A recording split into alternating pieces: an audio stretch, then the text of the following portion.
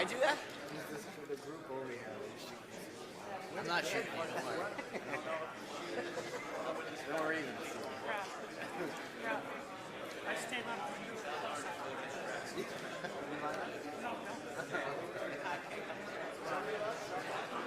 get a lot of requests today. Don't shoot the faces back in the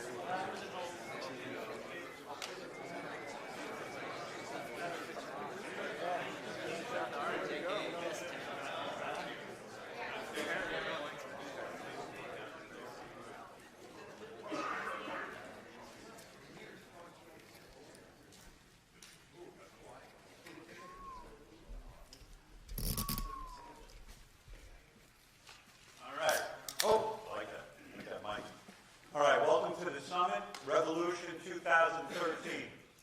Where we're going and how we're getting there. The reason for this is simple.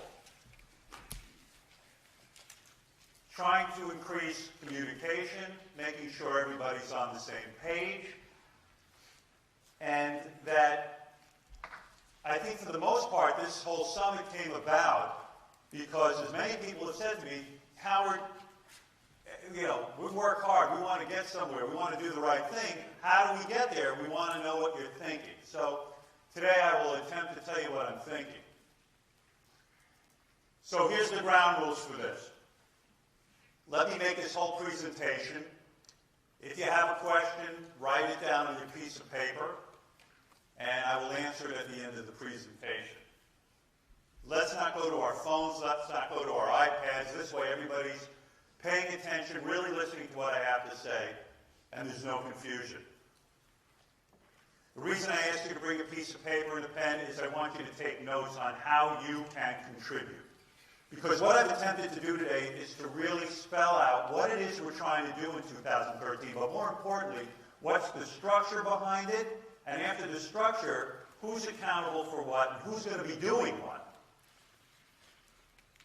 And throughout the presentation, I'm going to ask you to write down some tasks that I'm going to ask you to do, and so you have a record of those. So really enjoy, get excited for the new vision.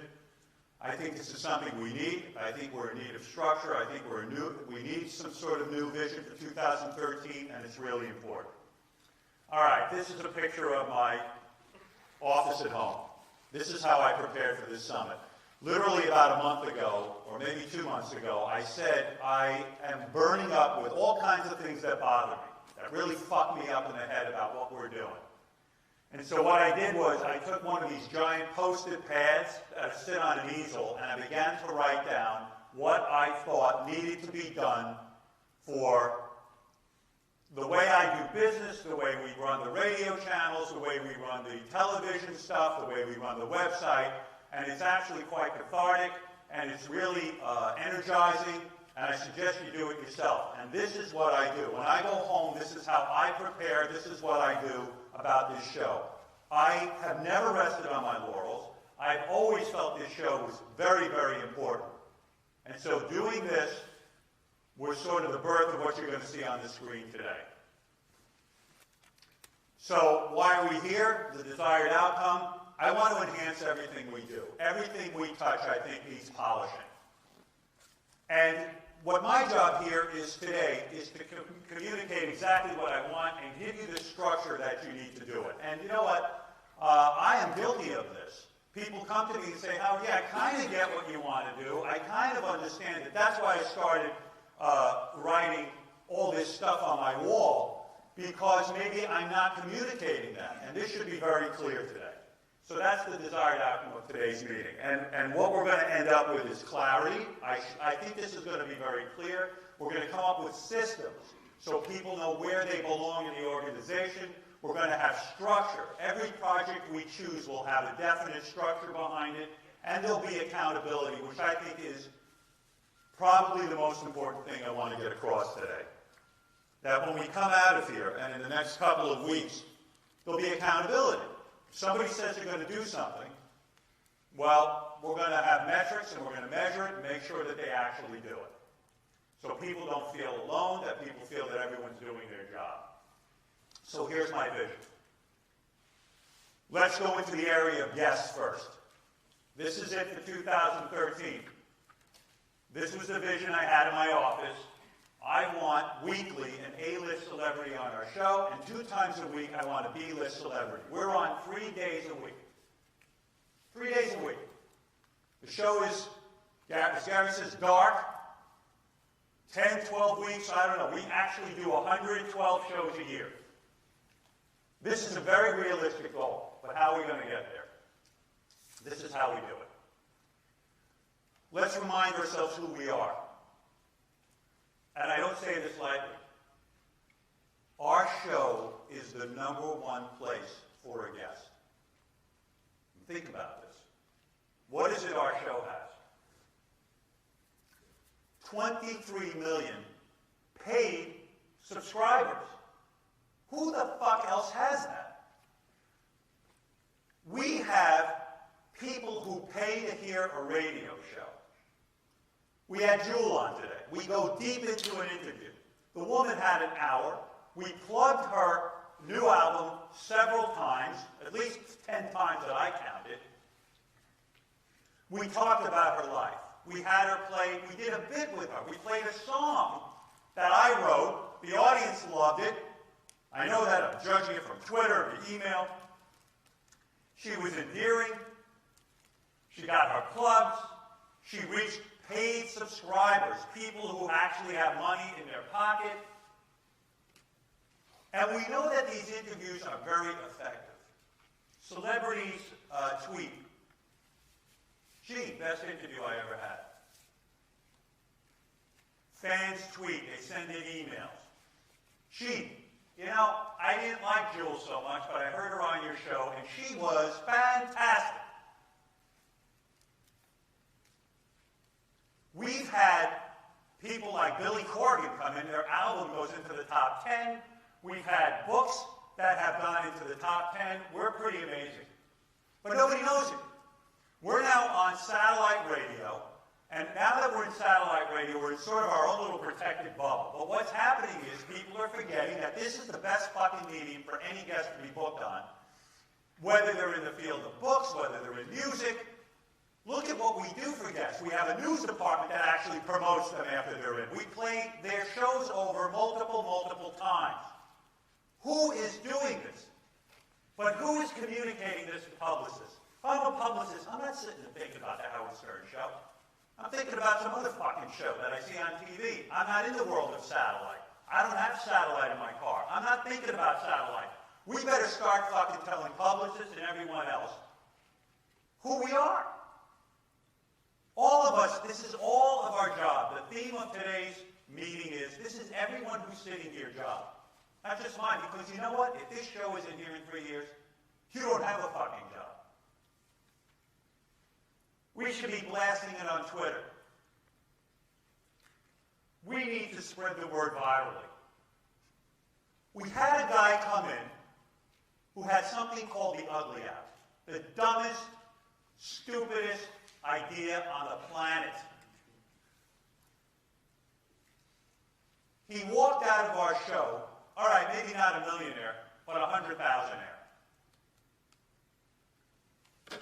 If that isn't the greatest success story in the history of radio, I don't know what is. And who the fuck knows about it? Well, the people in this room. Does Madonna's publicist know about it? Probably not. From now on, we share all of our success with the world. We're going to get the word out in 2013. Billy Corgan's album went into the top 10. He was off the radar until us. You know this. This is fact. Billy Corgan was off the radar. He came on our show, and he sold albums. How does every record company in the world not know about this? Because we're not telling them. We're not doing our jobs.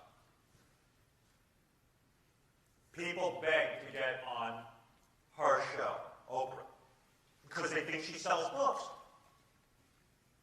They think she sells records. Bullshit. Yeah. Okay, great. In some demos she does, but not in the world of rock and roll. Somebody puts out a rock book, whether it's a rock record, place to go. Publicists don't think about us. They don't care about us. Some do, most don't. We get the same results from people, only we don't have a book club to track it. Now we're going to start tracking our successes, and we're going to get them out to the world. How are we going to do it? We're here at Sirius. Probably as a radio show, this is the first time in the history of radio, an organization this big. I mean, look it up around us. I worked at radio for years. I had maybe one other person work with. We've got all these people. We also work at Sirius that has an art department, and they have a publicity department, and we're not using them. Now we're going to. We're going to have packets distributed to publicists with all of the information I'm giving you. We're going to become packet and marketing crazy in 2013. And we're going to build relationships with everyone's management. How can we not? We're in satellite. It's not the same reach as terrestrial radio. We got to get the word out. We got to shake hands. It's like we're running for office. It's like we're Jehovah's Witnesses. We knock on people's doors and get guests in here. Guests are the best bit that we can have. An hour with a great guest. And every one of these guests should be on our show. And dare I say, when I fucking hear people say, well, that guy's not going to want to come in here, it's bullshit. From now on, I don't want to hear it. They should be begging us. Every record company should be begging us, because we can actually still sell records.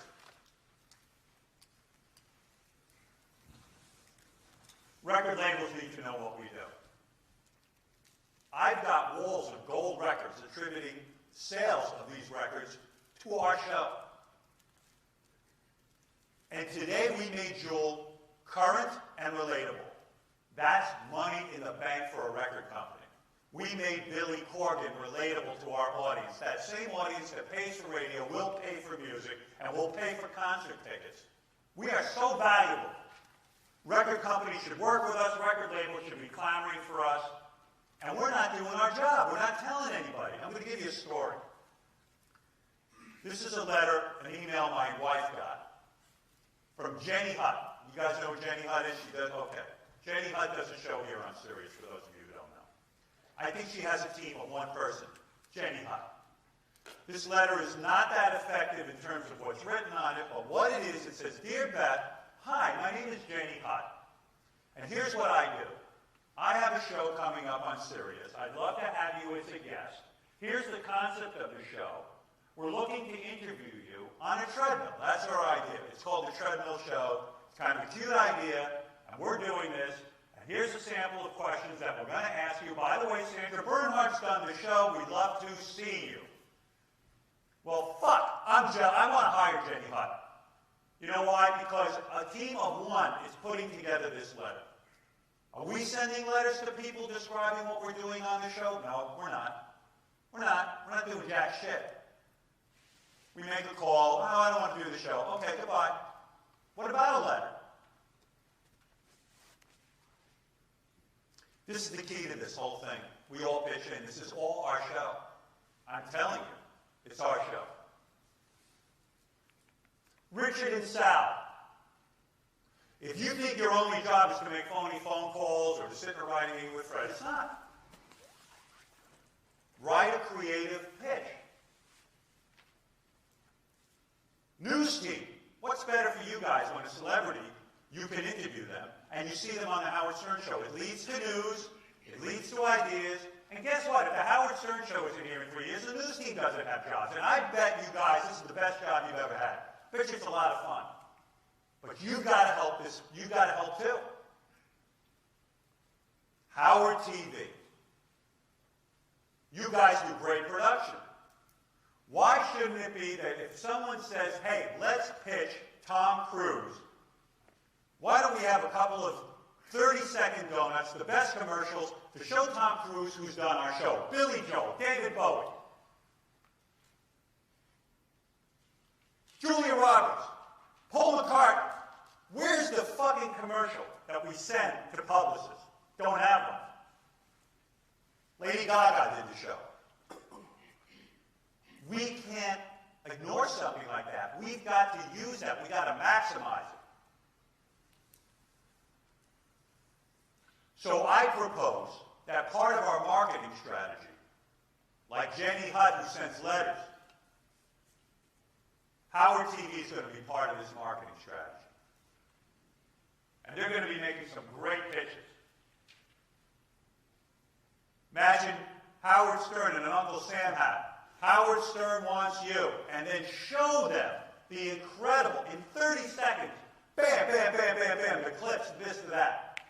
Show them a production piece that tells them a success story like Billy Corgan's, and him selling those records. Where is the marketing push? Why are we not all involved? It's bugging the shit out of me, and I don't know why we're not. So we're going to tell publishers everything. We work with you to reach your goals. We give you multiple plugs. No one gives you as many plugs as we do. We sell records. We sell books. We sell product. We sell concerts. This is a major push for 2013. And then we begin to email people, and we blast them. And by blast them, I mean every month, our team, our core team, is going to make sure that all the key publicists, all the key management, artists that we can get to,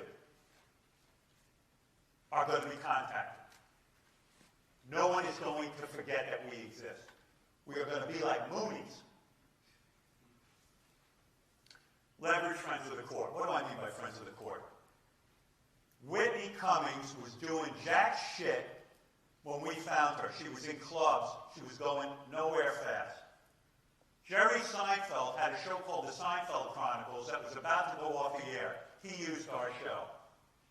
This woman was nowhere when she did our show. Jon Stewart used to come on when The Daily Show started, and he'd be a regular guest. What happened to this guy? I haven't even fucking seen him in years. On our show, Adam Levine owes us, man. When he was coming in and doing the show, nobody was looking for him before The Voice. And David Letterman, I've done his show, I don't know how many times, probably 27 fucking times, and he's only been on our show twice. These guys are friends of the court, which means they're going to get an email. Hey, you know, happy anniversary. It's been 10 years. Today's the day you were on our show 10 years ago. We haven't seen you. We were there for you when you started. We were there for you the whole time. Seinfeld, we helped you with Seinfeld. Whitney, where were you? Whitney Cummings was just on I don't know, Good Morning America, Today Show. She was on a million shows. She finally has something going on we would be interested in her. She's not doing our show. She does it occasionally, but we weren't top on her list. Jon Stewart is hotter than a pistol. Why is he not on our show anymore? Let's ask him. Let's invite him to the party.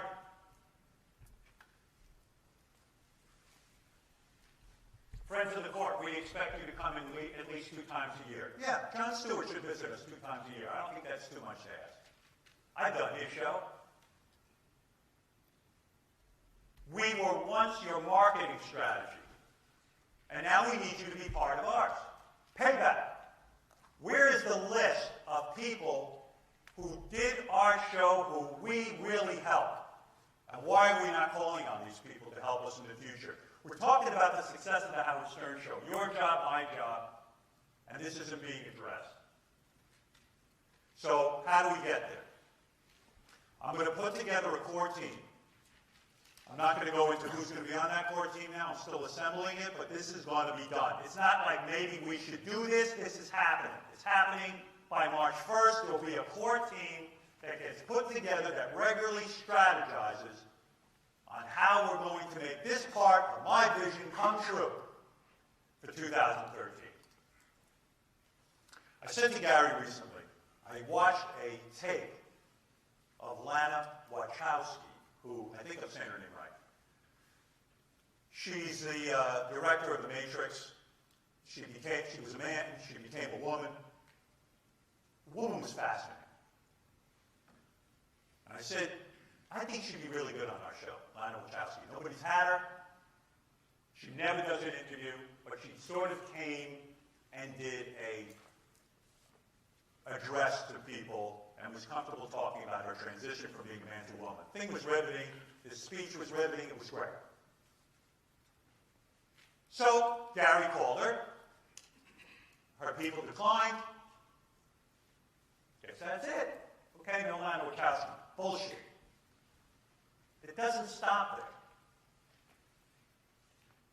We should let Lana Wachowski and her people know who we are.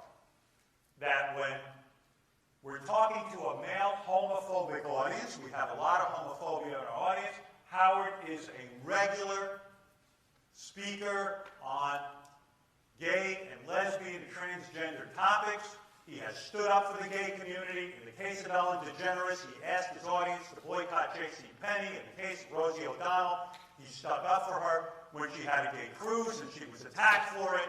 We have continually made it our mission to talk to a male homophobic audience and convert them, make them understand that their feelings about gay people are backward, and what better way to move forward and to, never mind preaching to the converted Lana, because that's what you did when you addressed the gay and lesbian community.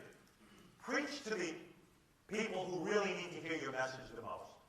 And we can craft a continual campaign to get Lana on the show if that's what we decide to do. And Lana should be, approached every once in a while. She should get an email. Hey, guess who we had on today? Guess what we did today? Look how many movie tickets we sold. She's got to be approached in an organized way by this core team. So, who am I talking to? Yeah, the guys who are considered on the radio show, the tapes team, the news team, Howard TV, and where's Mike Morales? There's Mike. I'm talking to him. I happen to follow Mike on his Facebook page. I don't know how many followers you have on Facebook, Mike, but you know what? You're a guy who's passionate about gay issues. You're passionate about speaking out. And what a wonderful get if you crafted the campaign to get Lana Wachowski on the show. Of course, you couldn't have. You didn't know we were pitching her. But I love your passion about gay issues. And you're someone who should be behind that effort, and you should help us craft that effort because you're very effective on Facebook. Unfortunately, on Facebook, how many followers do you have? I don't know. On Facebook, maybe 500 on Twitter. All right, 500 people. I'm talking about getting Lana Wachowski on a show that has millions of people that can really affect change. You work for the Howard Stern Show. Fuck Facebook! You work for the Howard Stern Show. And Facebook is bullshit. It's 500 people. We can reach millions right now. We can affect change. I want all of us working, not just Mike. I thought of Mike because I follow him on Facebook and I know he's passionate about this. But any passion can be pursued through our show. Let's come up with a strategy. David Bowie. New record comes out. Wow. My mind started racing. New record out from David Bowie? Who says more positive things about David Bowie than me? David Bowie, if he does an interview, will probably go on Letterman or some bullshit show like that where they don't say a fucking thing about David Bowie. I'm on here regularly talking about what a genius David Bowie is. Does David Bowie know it? No. How does David Bowie find out about it? Well, maybe he'll subscribe to Satellite. I doubt it. There's got to be an organized campaign. David Bowie's coming out with a new record. He did it by surprise. Boom! Our fucking team is on it. He gets the pamphlet that Sirius helped us create. He gets the Howard TV donut right away. He gets it. His publicist gets it. His record company gets it. His management gets it. Fucking Tony Visconti gets it. Because Tony Visconti, his producer, is a friend of our show. He's a friend of the court. We've done Tony Visconti on the show many times. We send those materials to Tony Visconti. We don't call up a record company or David Bowie's management and say, would you like to do the show? And then when we get our first no, we give up and say, fuck it, and we never have him on. Play him the tape of me. This is what we need to do. We need to have A-list guests once a week. That's how you get them. Neil Young, ongoing project. I don't know, I talk about, who's talking about Neil Young on a daily basis? What media figure? I can't think of one. It's me. I'm every single day practically. Does he know it? Does he get copies of it? He should be bombarded. He shouldn't be able to go anywhere without this information. Now, when we were on terrestrial radio, this kind of thing happened organically. They hear about it. Satellite was a closed system. Howard TV, closed system.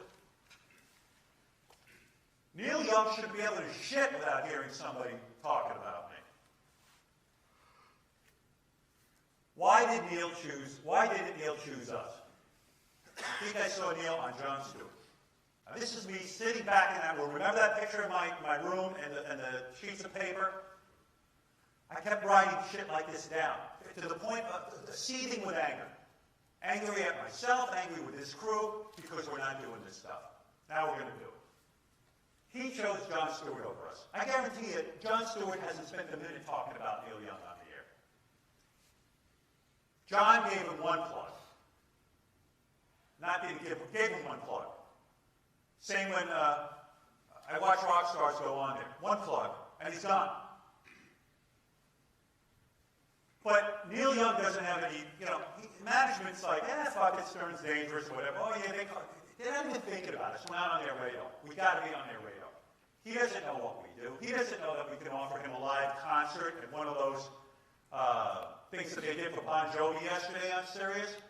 We can leverage using all of Sirius with a recording of us. We bribe them. We offer them stuff. We find out what appeals to them. We have to become part of their marketing strategy. That's what professional organizations do. We say to them, what do you need? Here's what we think we can offer. Eddie Vedder's never done my show. I talk more about Pearl Jam, again, more than Jon Stewart, more than David Letterman, more than Jimmy Kimmel. Eddie Vedder, no, we can't get him. What do you mean we can't get him? We know Natalie Main. She's a friend of the court. Let's get the materials to Natalie and say, would you pass these on to Eddie personally? Play tape of me on the air talking about Eddie and singing along to Jeremy Spoke. Show a tape from Howard TV. I think the video is strong. Of the lead singer of Soundgarden, that guy when he was on. Those guys respect each other. Someone's got to sit down and think this through. And we're going to be doing that in 2013. So, Kevin Bacon was on. Kevin Bacon, I'm reading the tweets. I wasn't going to watch Kevin's show, but now I am. I really like him on the Howard Stern show. Well, why wouldn't every publicist in the fucking world receive copies of every tweet? With tons of tweets, tons of email. Fred compiles this email all the time. All this positive stuff that comes in should be put on a very attractive-looking flyer, folder. Jenny Hutt does it. She doesn't have all these people in her. She wishes she had half of you working on her show.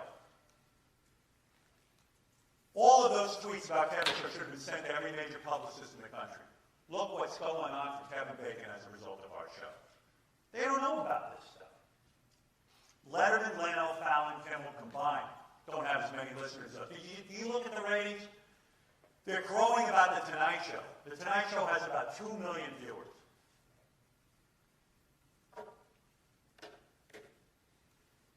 If we, in fact, do have 23 million paid subscribers, and what they say is that you can double that amount in terms of who listens, that the average family has 2 people listening to the radio. And if, in fact, we even have anywhere between 40 and 60% of those radios tuned to us, we beat all these guys. Do publicists know that? No. Do they believe it? No. Are we going to convince them? Yes. That's what we're doing in 2013. 23 million paying customers. And I'm going to say 60%. I don't know if that's exactly right, but that's what publicists should hear. They should have it ingrained in them. But they don't.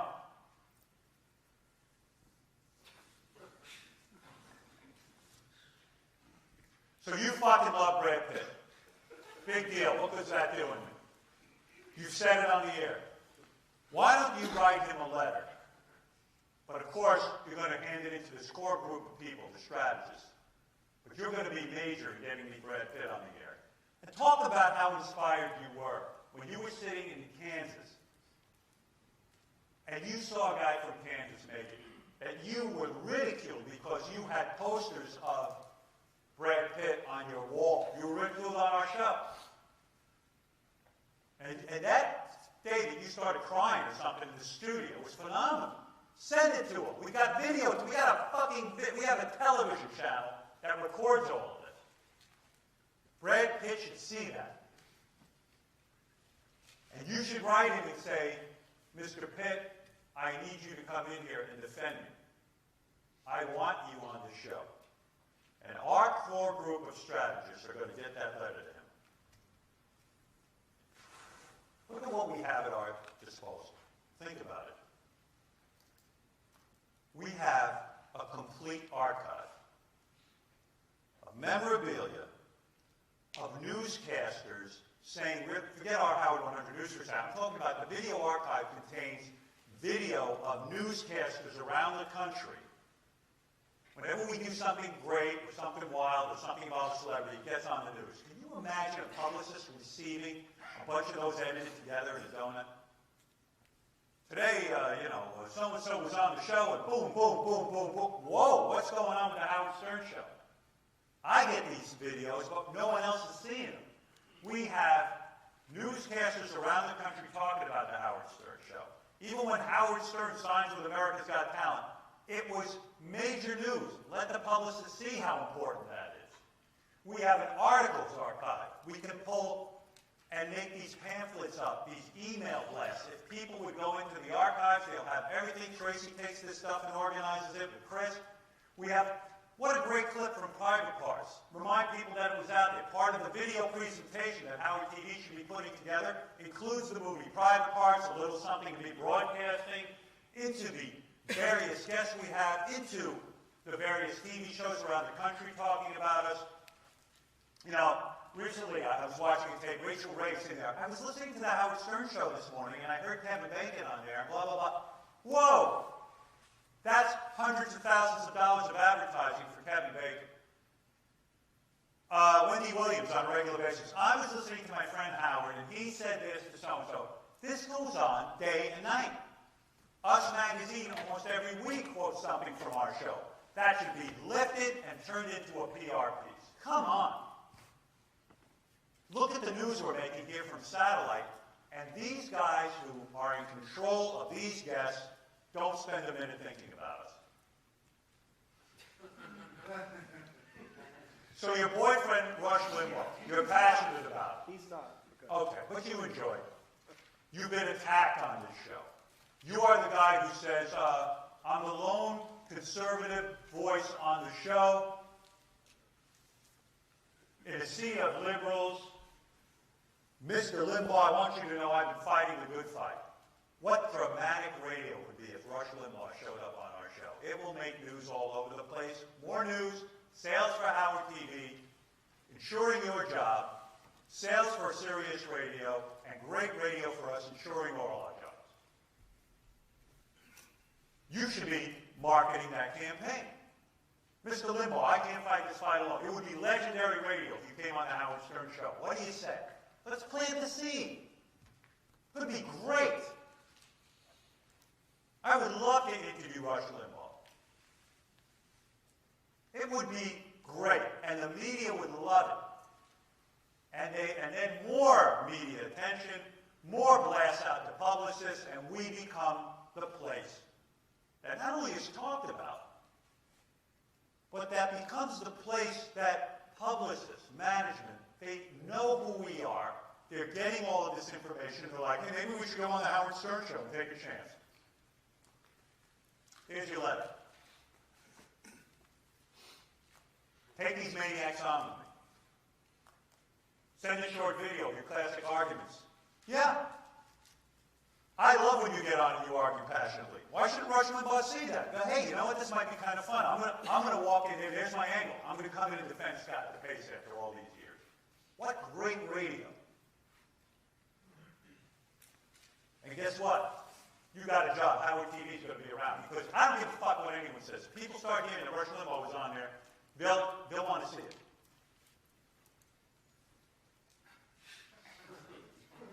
Going back, I don't mean to pick on you, Mike, but again, I was on your Facebook page that day that I was writing, and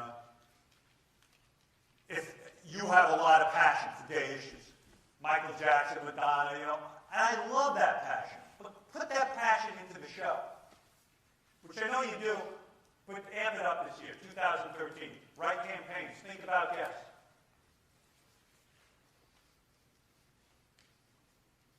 Every one of us. So I get a letter from Ratso the other day, the guy who worked on my book with me, and he says, I'm writing a book with Mike Tyson. And I immediately get on the phone to Gary. I go, Gary, let's book Mike Tyson because Ratso says Mike Tyson wants to come on the show. We've heard this before. Gary calls, long story short, okay, Mike wants to do the show in a couple of months. We've heard this before. So he's sort of booked. It sort of looks good. And I can sort of tell you that ain't going to happen. Because what's going to happen is they're going to start to plan his tour. And Good Morning America's going to say they want him, or somebody's going to say they want him. And this one's going to want him, and that one's going to want him. And what's going to happen is, we don't need to do the Stern Show. When someone says they are interested, when we put this core team together, which will happen in a few weeks, when someone says they're interested in coming on our show and it looks pretty good, that's when the campaign begins. We say, great, can't wait to see you, looking forward to it. By the way, did you know we just had this one on? Here's our donut tape that HTV put together. Here's the pamphlets that we now have that Sirius helped us with their art department. Can't wait to see you, we have a date, blah, blah, blah, blah, blah. Pound them with how many books we've sold. So these guys go, we gotta fucking get there. Don't let them forget. Once you got a fish on the hook, don't let it off the hook. And my God, the news department, when we have successes, I want you crowing about it. You are our propaganda arm. So not only are you going to be working with our core team to put together propaganda pieces to send to publicists, we'll also put it on the radio, and after we put it on the radio, we're going to cut up those pieces and send them to management and publicists. My vision for 2013, an A-list guest a week, 2 B-list guests a week, and this is how we're going to do it. I mentioned this to some people. You got to think like, it's the Howard Stern show I work for. How do we get the word out? So set up a fake Twitter account. Become 10 different people. I don't give a shit. And then when our core team says to you, we want to get Lady Gaga on the show, they announce it on Mildred, and all of a sudden, Lady Gaga, I'm telling you, every celebrity reads their Twitter stuff. Every celebrity starts getting just random things from fans. Hey, when are you going to do the Howard Stern show? We want you on the show. And they're getting all this publicity material. And they're getting bombarded. And it works. I said before, Jehovah's Witnesses, they bang on the door. We got to bang on people's doors. They're forgetting about us. And I'm pissed. Okay. So we're going to have a core team. It's going to be about 6 or 7 people who are going to head this up. They're going to meet weekly. But everyone in this room, I'm telling you, is responsible for involvement, pitching guests, and strategizing. It's up to us. If we don't do this, I think we're in trouble.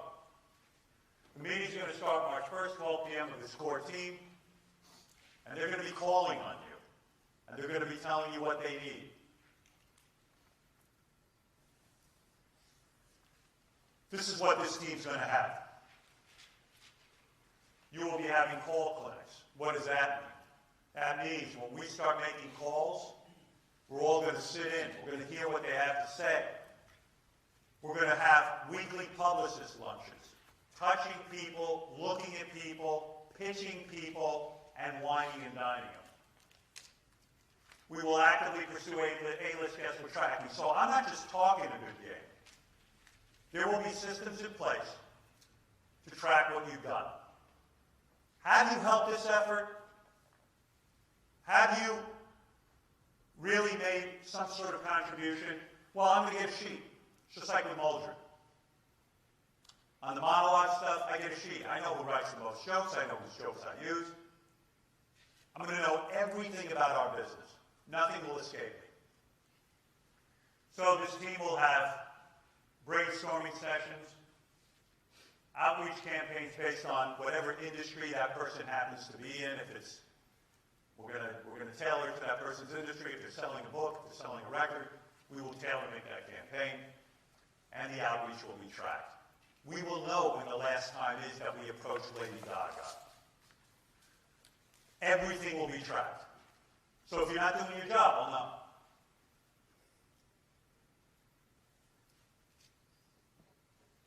So this is what the chart's going to look like.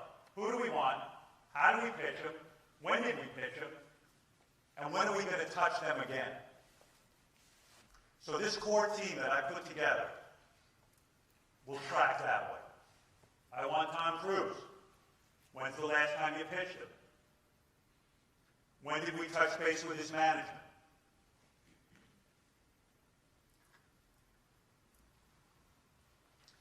This is something that came to me in a dream, the 2013 Handbook of Success. We're going to write down every bit of success we have. So if a publicist calls our core team, and someone isn't quite sure what the pitch is, you're going to open the handbook and say, hey, by the way, did you know we did this, we accomplished that, we accomplished this, we accomplished that, we did this, we did that. We're going to fucking give them all an avalanche of stuff that we're doing. I wrote down Steve Brandani, you're now in charge of this. For some reason I saw you as maybe being useful there. I'm not 100% sure of that, but I'm starting to think about what components of our show, who goes where, and what teams. This handbook will include who's been on the show, how they achieve success, and this book will help us in every single way when we make a pitch. And that's going to be done. It drives me nuts that we work at this company that has all of these resources. We're not using them. They've got a booking department, they've got an art department, they've got a promotions department. We got to engage with them. We got to be able to say to an artist, we're not only going to put you on here, but maybe we'll get you a concert. Things between Sirius has treated us in a very odd way, but we're gonna fix that. You know, I've heard Scott Greenstein say, "Oh, why would we put them on your show? Like we're the enemy." Right, Gary? There was some comment made. I forget who the artist was. Why would we put them on your show? Well, what are you fucking high? You put them on our show because we're the only channel anyone's listening to. So we're going to begin using their booking department. We're going to use their art department for sure. All right. So those are our guests. Here's the next thing. So now we've gone to a lot of trouble to get a guest. We've put together a core team. We're trying to get everyone in here. I finally get the fucking publicist up here who controls about 10 to 20 acts that we're trying to get up here. We finally get the artist up here, and they walk into the fucking radio station, and we look like, some people around here look like zombies from Walking Dead. We look like a college radio station. We look like we have homeless people working here. And I got to tell you something, it's off-putting and scary. We got to work on our appearance. Monday, Tuesday, and Wednesdays when we're on the air. If you're walking through the halls and you're going to be seeing celebrities and you represent this radio show and this core team has worked for 6 months to book someone, and then the publicist walks in or the management walks in and they look and they go, oh, this show is so gross. This is their feeling. Oh, look at them. They look like bums. They don't know what they're doing. You've just blown it for me. And you've blown it for yourself. So what I would do is I'm going to just tell you, go the fuck home and go get dressed for work. And I'm not saying we're a suit and tie organization, not everyone, but you know, Jason, I commended you for looking better at work, and I appreciate it because you are in contact. People see you in the halls. Gary, you too. Will always dresses well. I mean, he greets people. He's wearing a sweater. The guy looks put together. You guys, we don't work in some far-off place. The guests come through and they see you. And if you look like you're a fucking goddamn bum, I am telling you, you will scare people away. I can't tell you how many shows I've done where I'm a guest and I walk in, and whether I like it or not, I evaluate people, and I go, wow, this looks like a fucking dump. It's like a college station. I went to do Jon Stewart. They looked a mess. His writers were hanging out in the hall. It's really intimidating, and I didn't feel good. I didn't have a good vibe. I probably wouldn't go back, just based on that. So we've got to think about our image. Uh-oh. The server name or address cannot be resolved. Help. Okay.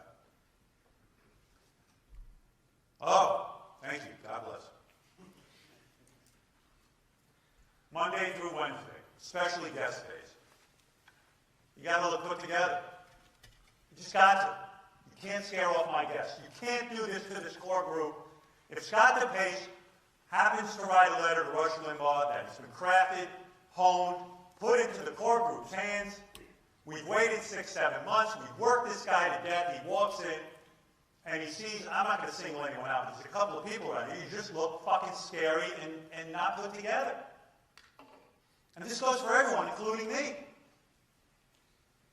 Upgrade your appearance. No schlubby dress. No bum homeless look. You got to look nice or I'm going to send you home. That's it. I need your help on this.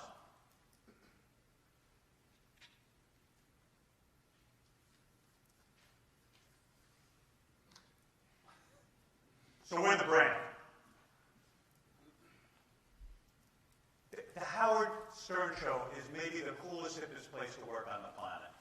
People die to come visit. People pay thousands of dollars to come sit and watch us do the show. You're the brand. Will, I know you're an Eagles fan. You like to wear the Eagles uniform, but fuck the Eagles uniform. Fuck them. Fuck your Eagles. You represent the Howard Stern Show. Wear the fucking Howard Stern Show logo. And you know what? Maybe, we will 2013. I'll make a jacket, I'll make a shirt, whatever the fuck it's got to be. Ronnie, the limo driver, where are you? I see Ronnie. Ronnie, I'm watching Howard TV, one of the best Howard TV specials, and it's you racing the car with John Lieberman. Love this special, but what are you busy doing? You're busy putting the Rick's Cabaret decal on your car. Fuck Rick's Cabaret. They don't pay your fucking bills. The Howard Stern decal should be on there. We'll make you one. You come to us if you want one. It's all about the Howard Stern Show. You know why? Because it's up to us to get the word out. And it's up to us to know that we're the fucking coolest place on the planet to work. We got to polish the brand in 2013. We got to stay relevant. We got to stay cutting edge. We got to move from college radio station to the #1 radio show in the country. There isn't one radio guy in the world that wouldn't give his left nut to work here. I know, I hear from them. Guys with morning shows. They want to leave their morning show and come work with us.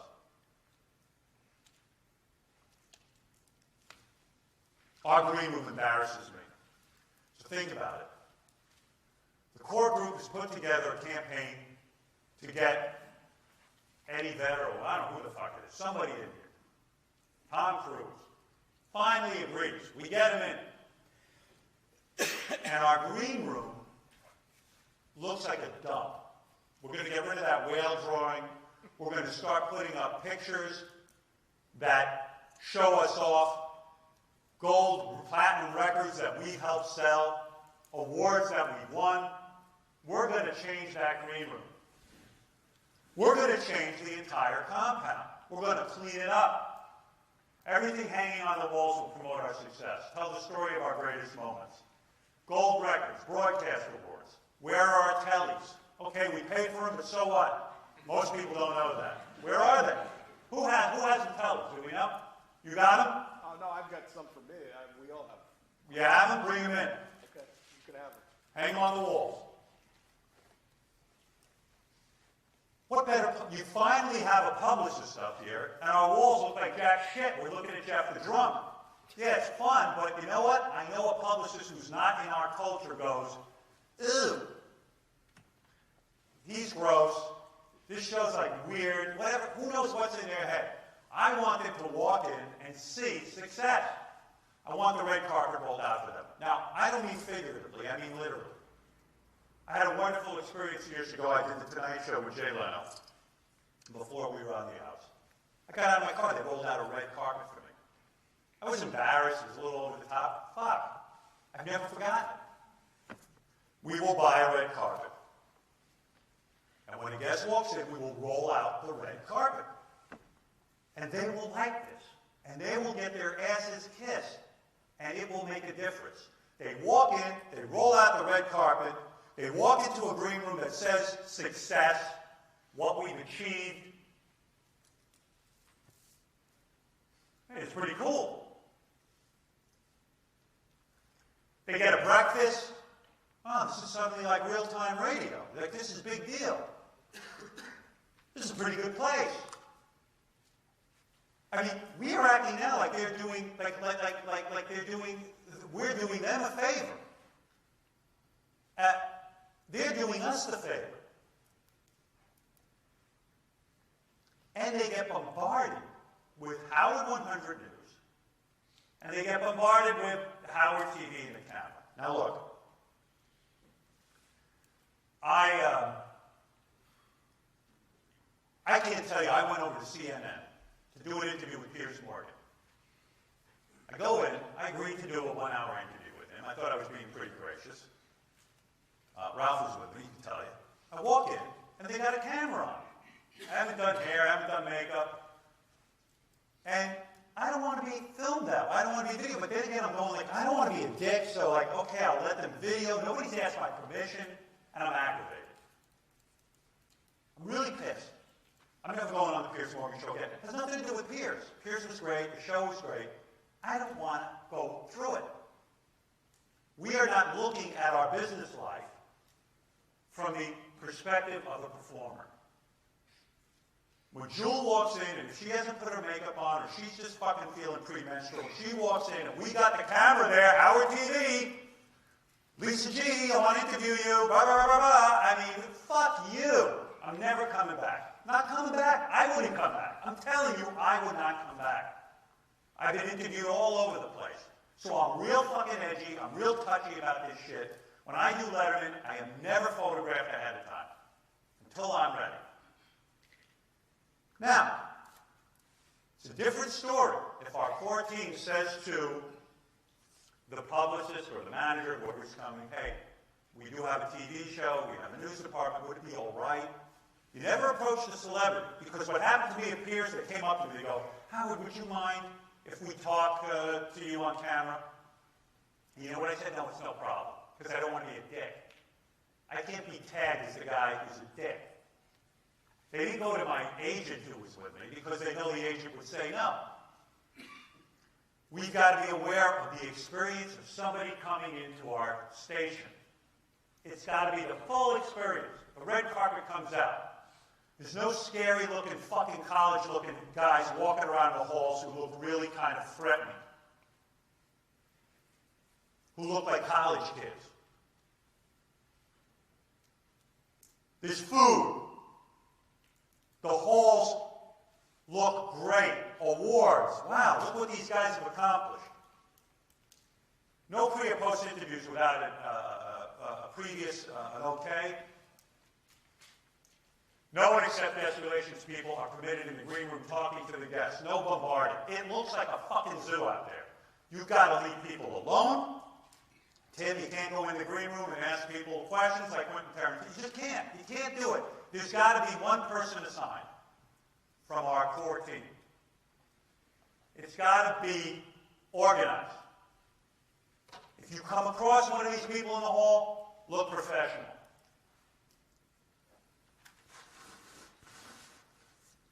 Here's where we fall short. We had an experience years ago, John Bon Jovi was going to do us a favor, couldn't get upstairs. Couldn't get in the building, and we said, fuck you guys. He tried to get in once, second time he gave up and said, fuck you, he was pissed. Who the fuck are we? Bon Jovi's a big star, sold 80 million albums, some ridiculous amount like that. He's doing us a favor, he can't get into the building. 2013, what happens? When Bon Jovi or anybody else comes into this building, there's an escort waiting for them in the lobby. They're brought up in the elevator. They're escorted in and out of the green room. They're escorted to and from the bathroom. They're escorted in and out of the studio. They're escorted to the elevator and down to the lobby, no exceptions. The person who's going to do this is Ronnie.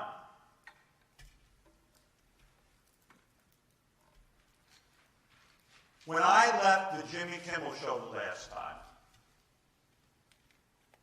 about 2 weeks later, I get a box in the mail with a lovely thank you note. Picture of myself and Jimmy, framed the Jimmy Kimmel Show, and a beautiful note. I was impressed. I was like, wow, what a nice memento. And Jimmy's now always sitting on my desk because I like the picture. Job done. Publicists, management, and talent get flowers, a picture, a thank you, a note, something. We're doing this in 2013. Not maybe, we're doing it. Not only do we have to work the celebrity, we have to work their management. That's the key to achieving our goal of an A-list guest every week and 2 B-lists. If a publicist is treated like God, they don't just represent one person. Who are we kidding? Look at the note. Dear Howard, thank you for joining us. It was a pleasure to have you on JKL. Please come visit us again soon. All the best, Jimmy and all your friends at Jimmy Kimmel Live. Jason already takes a picture. If a publicist says after an interview, hey, can I go in and get a picture with Howard? Take the picture and send them the picture too in a frame. We're going to do that. We're behind, man. We're falling behind. And we've got to do stuff like this. And you got to think, you know what? You got to just think of everything. When I came up with this presentation for you, I was up till 2, 3 in the morning every fucking night because I was so pissed that we're not doing this shit. We respect the publicist. If the publicist says the interview is over, Gary, I did this with you today. When Jules' publicist said she has to leave, I ended the interview. Why? I want to respect her. Or him, I don't know who it was. I want to respect these people. I want to say to them, we're pros, and we want to work with you. And now you'll have a relationship. Publicists get treated nicer or better than guests because they're the ones that control this campaign we're on. When they're sitting in the green room, they're going to see a beautiful green room. They're going to be comfortable. They're going to be eating. They're going to be looking at our awards on the wall. They're going to go, hey, this show's pretty fucking cool. And by the way, when I told them that I had to leave, they listened to me. I like these people. Refreshments, elegant follow-up and thank yous. When is the last time we thanked a guest for coming in here? Probably never. It's not going to happen anymore.